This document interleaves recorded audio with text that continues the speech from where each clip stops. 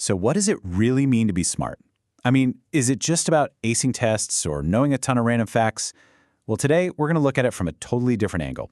We're diving into 5 things that truly intelligent people simply refuse to accept without a fight. Okay, let's get right into the thick of it. A lot of psychology today suggests that the real, true sign of intelligence isn't what's already stored in your brain, but how you challenge the information trying to get in there. You know, the old school idea is that being smart is like being a human library, just this passive state of having a lot of information on file. But what if that's not it at all? What modern psychology actually shows is that intelligence is way more, well, active.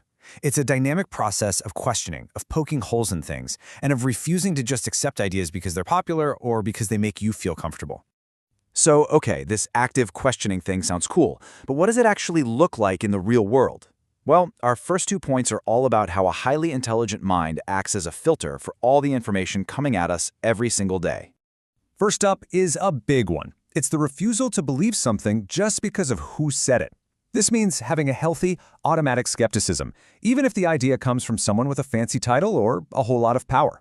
And here's the really important part. This isn't about being a rebel just for the sake of it. It's about demanding that ideas prove themselves. The logic has to be sound, the evidence has to be there. It doesn't matter if it's your boss, a famous expert, or your grandpa saying it. The idea has to stand on its own 2 feet. Next up, we have the refusal to fall for simple answers to really complex problems. I mean, let's face it, the world is a complicated, messy place, right? So for a sharp mind, any explanation that tries to shrink a huge, thorny issue down into a catchy soundbite is a major, major red flag. And this just nails the thought process perfectly. You start with a big, complicated issue with a dozen different factors. Then someone swoops in with a neat, tidy, one-line answer. For a truly questioning mind, that's when the alarm bells go off. They have this gut feeling, this instinct that says, wait a minute, if the answer's that easy, something important is definitely being left out. So this skeptical mindset isn't just for new things you hear on the news. It also gets turned on the deep established rules of the world. You know, all the stuff we just accept as normal. And that brings us to refusal number 3. And oh boy, it's a phrase we've all heard a million times. That's just how it is. To a curious person, those 6 words are like a brick wall. Why? Because it's a phrase designed to shut down curiosity and just keep things the way they've always been. And this is so crucial. It's not about being argumentative. It comes down to 2 powerful traits: intense curiosity and what's called cognitive flexibility. It's the ability to realize that the way things are isn't written in stone. It's understanding that systems were built by people so they can be questioned by people and maybe even changed by people. All right, now we're about to make a pretty big pivot. We've been talking a lot about questioning the outside world. But what might be the single rarest and most powerful trait of all is turning that skepticism inward. This is the 4th refusal, refusing to automatically believe your own first thought. The engine behind this is a fascinating psychological tool called metacognition, which is really just a fancy way of saying thinking about your thinking. It's the ability to hit pause, to step outside of your own knee-jerk reaction and actually examine it. It's how smart people fight their own biases, asking, okay, is that first impression I had actually correct, or am I just seeing what I want to see? They don't just question the world, they actively question themselves.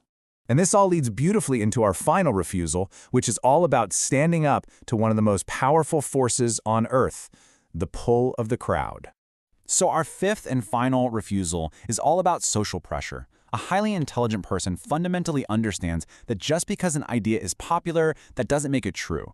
To them, the opinion of the crowd has literally 0 to do with an idea's actual validity. This chart really kind of shows the mindset they're fighting against.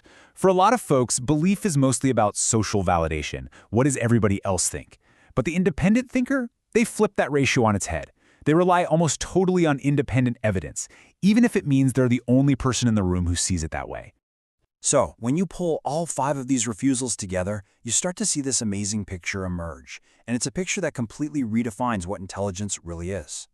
So let's recap real quick. The truly intelligent mind actively says no to blind authority, to overly simple answers, to the excuse, that's just how it is, to their own unchecked first thoughts, and to the pressure to believe something just because everyone else does. And this, right here, is the biggest takeaway of all. Intelligence isn't something you have, like a car or a phone. It's something you do. It's not about passively knowing things. It is the active, constant, and sometimes difficult process of questioning. So I'll leave you with this final thought to chew on. As you go about your day, think about these 5 refusals. Which one of them do you find yourself bumping up against the most? The answer might just tell you something really interesting about yourself.